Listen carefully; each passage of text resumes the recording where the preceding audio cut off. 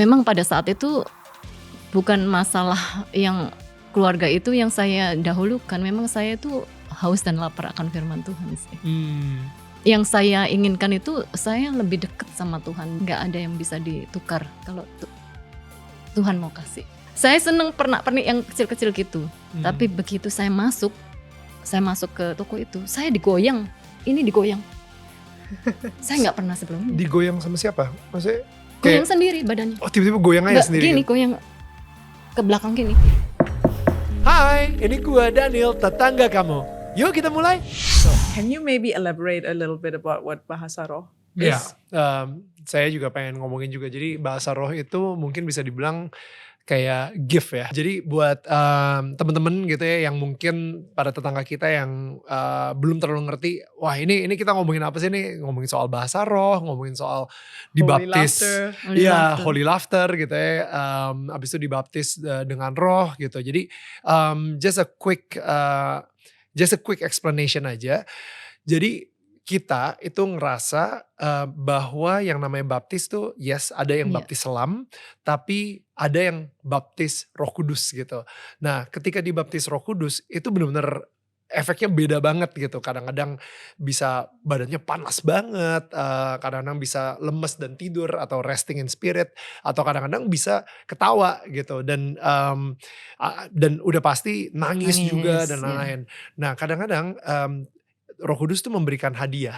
Hadiahnya itu bisa berupa banyak banget. Jadi ada 9 hadiah dari Roh Kudus dan salah satunya adalah bahasa roh. Tapi again itu bukan artinya wah dia lebih hebat daripada bukan kayak like yang bisa bahasa roh nih artinya lebih suci daripada ini. Enggak like juga.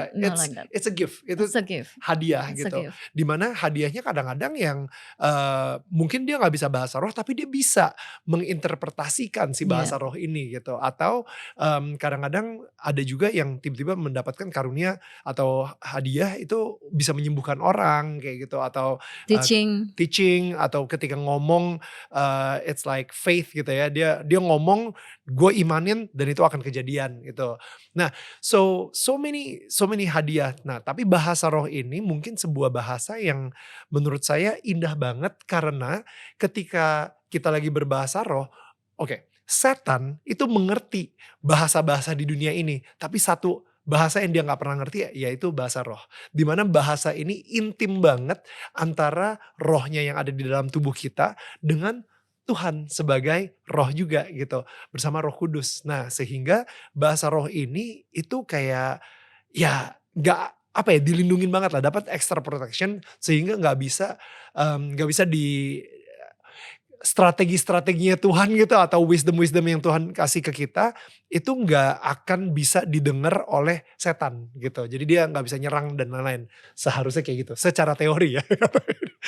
Dokternya nggak tahu bener atau salah nih Bu. But that's not just it, right? But that's not just it. It's a beautiful thing. Dan tapi yang saya menarik banget nih Bu. Bu Liliana kan tadi bilang kayaknya ketika Bu Liliana pengen pergi ke Yerusalem saat itu, pengen pilgrim gitu ya. Itu Pak Hari udah sempat ada ide, udah deh saya sibuk banget nih, kita batalin aja. Tapi tiba-tiba Bu Liliana, no, I have to do something. Akhirnya di situ puasa, akhirnya di situ berdoa, lebih memperdalam lagi firman Tuhan. Emangnya kondisi keluarga saat itu seperti apa sampai padahal kan sebenarnya bisa aja kayak oh iya ya suami gue lagi sibuk ya udahlah mungkin next time aja deh kita ke Yerusalemnya bisa seperti itu kayak ya udah nggak apa-apa tapi Bu Liliana malah mengambil langkah yang radikal banget dimana kayak no gak bisa nih kita harus ke Yerusalem kita harus berdoa kita harus berpuasa saya harus memperdalam lagi firman itu situasi keluarga seperti apa saat itu Bu? Situasi keluarga waktu itu biasa-biasa aja. Yang saya kasih tahu waktu itu kan saya kalau ke gereja kan sama anak-anak. Jadi bapaknya kan sering sibuk gitu loh, sibuk banget. Jadi itu menurut saya kan kurang balance gitu antara pekerjaan dengan keluarga gitu. Dan memang pada saat itu bukan masalah yang keluarga itu yang saya dahulukan. Memang saya tuh haus dan lapar akan firman Tuhan sih. Jadi memang yang saya inginkan itu saya lebih dekat sama Tuhan dan saya haus dan lapar akan firman-Nya. Dan ini Itu yang mungkin membuat betul. semuanya berubah. Ini yang saya kayaknya nih ya Bu ya. Ini dia alasan kenapa saya harus bacain Istri yang Cakap tadi di Iya. awal gitu. Karena ini salah satu karakter istri yang cakap di mana tugasnya seorang istri adalah benar-benar melindungi rumah tangganya. Iya. Dan ketika rumah tangganya udah mulai, mungkin saat itu Pak Hari emang udah dia mempunyai tanggung jawab, dia seseorang yang sangat disiplin, udah mulai ke arah lebih mementingkan kerjaan gitu misalnya karena kesibukannya dan lain-lain. Istri yang cakap ini kayaknya ada spider sense-nya gitu yang kayak wah ini gak bener nih, ini something must be done gitu. Dan mungkin secara spiritual Tuhan sendiri juga mendorong ibu untuk no, you know what, fondasinya harus dibenerin dulu sebelum nanti kita masuk ke season berikutnya. Karena di tahun 2000 itu Bapak masih kerja. Tapi saya ingat di tahun 2003 ketika saya menang MTV, Bapak sudah memiliki Global TV gitu maksud saya. Jadi I think seasonnya udah very quick. Kalau misalnya saat itu fondasinya belum kuat, I think ketika the blessing atau kekayaan itu datang dan kesuksesan itu datang, it can easily be crumbling down sih. Yes. Saya nggak tahu, menurut Ibu sendiri gimana untuk season di tahun setelah tahun 2000 itu gitu? Iya, ada di setiap di 1 Yakobus 1 ayat 17, setiap pemberian yang baik, setiap anugerah yang sempurna datangnya dari atas. Diturunkan dari Bapa segala terang. Wow. Ya. Dan tidak ada perubahan ataupun bayangan karena pertukaran. Nggak ada yang bisa ditukar kalau Tuhan mau kasih. Ya. Jadi semuanya itu momen-momen itu menurut saya itu karena kasihnya Tuhan pada saya. Jadi kasih Tuhan pada kita semua. Kadang manusia bisa peka, kadang nggak peka. Ya. Nah itu kepekaan yang diperlukan untuk orang berubah. Pada saat itu saya diberikan kepekaan yang mana saya bisa ngambil tindakan untuk saya bisa harus puasa, saya harus doa lebih lagi, saya harus pokoknya baca firman gitu. Itu benar-benar sesuatu yang menguatkan iman saya dan menguatkan spirit saya gitu. Jadi dan banyak perubahan-perubahan yang saya alamin setelah itu. Sangat berubah. Kehidupan rumah tangga saya berubah, semuanya berubah. Wow. Berubah banget. How did it change? Iya, baru mana ya? Setelah saya melahirkan anak laki-laki tuh, pastinya Warren di tahun 2001. Nah, sejak saat itu saya punya mesbah keluarga. Jadi saya berdoa, Pak Hari yang selalu bacain firman, kita doa rame-rame. Biasanya saya yang doa, Bapak Hari yang baca firman gitu. Jadi itu kita lakukan dari tahun 2000. Setelah itu, setelah punya anak gitu. Setiap hari tuh? Iya, enggak. Setiap hari Minggu. Setiap hari Minggu. Jadi setiap hari Minggu. Kalau setiap hari kita doa, saya sama Bapak Hari aja berdoa. Pagi kalau mau berangkat ke kantor, berdoa dulu. Oh wow. Iya. Wow. Walaupun sibuknya sesibuk apa, tapi tetap menyempatkan waktu untuk berdoa dulu. Sebelum berangkat ke kantor pastinya. Oke. May you explain what is a mesbah keluarga? Mesbah keluarga. Iya, mesbah keluarga itu apa ya? Mesbah keluarga itu satu mesbah yang mana kita persembahkan kepada Tuhan. Kita membawa seluruh keluarga kita sama-sama berdoa untuk mendekatkan diri pada Tuhan. Gitu. Jadi anak-anak semua, waktu COVID kan gitu, anak-anak cucu semua ngumpul di rumah, kita baca firman Tuhan, kita doa bareng-bareng, terus kita makan rame-rame gitu. Selalu kayak gitu. Jadi waktu COVID benar-benar indah juga gitu. Kita gak bisa ke gereja tapi kita baca firman. Dan Pak Hari itu lumayan bisa baca firman terus jadinya. Jadi bagus. Karena dia kan kepala ya. Saya gak mau memposisikan saya jadi kepala. Saya bilang kamu yang harus jadi kepala gitu. Kamu yang harus bacain firman. Yeah. Wow. Jadi dari situ Bapak Aris sering baca firman sekarang. Kalau itu kan selalu kalau dengerin khotbah kan selalu dicatat tuh di HP-nya sampai penuh HP-nya catatan khotbah semua. Ya kan pernah dikasih tahu juga kan? Ya. Wow. Iya. Jadi sangat luar biasa sih. Luar biasa sekali. So has that influenced your children in any way? Yes. What do you see in your children? What did that change bring in your family? Ya, dengan adanya mesbah keluarga kan anak-anak juga terbiasa untuk baca firman, terbiasa berdoa, terbiasa berkumpul. Jadi mereka juga lebih strong juga. Mereka juga kan di firman Tuhan selalu dikatakan bahwa kita harus berulang-ulang mengajarkan kepada anak-anak. Bukan sekali, 2 kali, tapi berulang-ulang kita lakukan terus. Supaya anak-anak itu ingat gitu. Supaya ingat meskipun ada yang jalannya salah nanti balik lagi gitu. Nggak semuanya perfect ya. It's not everybody perfect. Tapi firman Tuhan itu yang membentengi kita untuk kembali lagi ke jalur yang benar gitu. Jadi ya itu lucu tapi benar-benar sangat indah perjalanan bersama Tuhan. Dan satu hal yang saya setelah dari Israel itu kan bulan Oktober ya. Bulan Oktober yang ini saya ingin bagikan deh. Bulan Oktober tanggal 20 saya keluar dari dari Yerusalem. Dari Yerusalem saya keluar. Terus saya ke Paris waktu itu sama Bapak ke Paris. Oktober kan bulannya apa itu? Banyak mereka jualan Halloween. Iya. Paris even ya. Iya, mereka jualan banyak Halloween gitu, banyak pernak-pernik Halloween gitu. Saya kan tinggal di dunia. Saya seneng pernak-pernik yang kecil-kecil gitu. Tapi begitu saya masuk ke toko itu, saya digoyang. Ini digoyang. Saya nggak pernah sebelumnya. Digoyang sama siapa? Maksudnya goyang sendiri badannya. Oh, tiba-tiba goyang aja sendiri. Gini, goyang ke belakang gini. Untuk kayak keluar gitu dari ditarik kayak ditarik keluar. Aku bilang kenapa ya? Karena kan saya kepenuhan roh ya. Oh, ya. Nah, karena ini benar-benar baru balik dari Yerusalem banget ya. Yerusalem. Saya kepenuhan roh. Kalau saya nggak kepenuhan roh, saya nggak gitu, nggak peka. Ini karena kepenuhan roh. Saya ditarik. Terus kenapa ya? Aku pegangin gini. Kenapa? Terus saya bilang sama Bapak, saya rasanya nggak boleh masuk sini. Kok badan saya goyang-goyang? Masa sih kata gitu. Terus coba masuk lagi katanya. Malah disuruh ketas.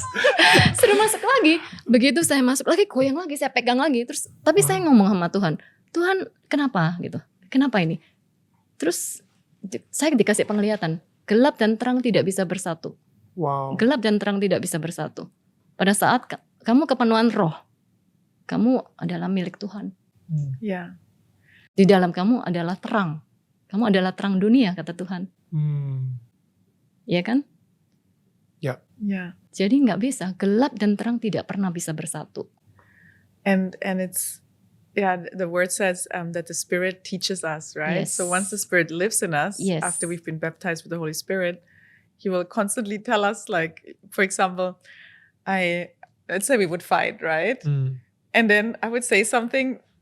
Maybe before I would say it and feel like I'm right, you know, but then the Holy Spirit would tell me, You're wrong. You have to apologize. Yes. And I'm like, okay, I'm gonna apologize, you know. And then I'm like, I apologize, and I know it's right, you know, like, and it's the Holy Spirit nudges us to do things, to not do things, He helps us understand the word, right? Like when the word comes alive, and it's because the Holy Spirit also teaches us, right? Teaches us.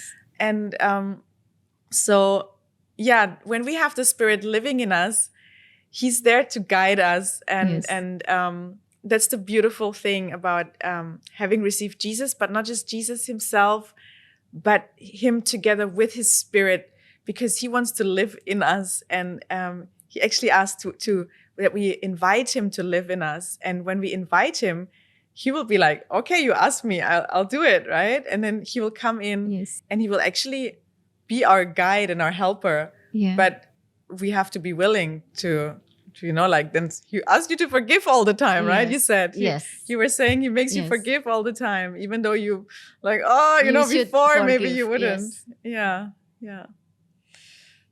That's correct. Jadi gimana pas lagi di Paris setelah di Digoyang-goyang. nudge? Nah, terus setelah saya tanya Tuhan kenapa gitu, gelap dan terang tidak bisa bersatu. Terus saya keluar, saya bilang sama Bapak, saya nggak bisa kesini karena gelap dan terang tidak bisa bersatu. Karena itu saya punya prinsip bahwa Halloween itu it's not right di Ya. mata Tuhan. Ya, karena merayakan setan-setan. Iya. Ya. Enggak. Ya. It's not right. Jadi bukan hanya untuk joke terus anak-anak ngasih permen-permen gitu, enggak. Kita enggak boleh. Ya. Enggak boleh juga untuk. Ya. Iya. Kan banyak orang yang suka joke ya dikira.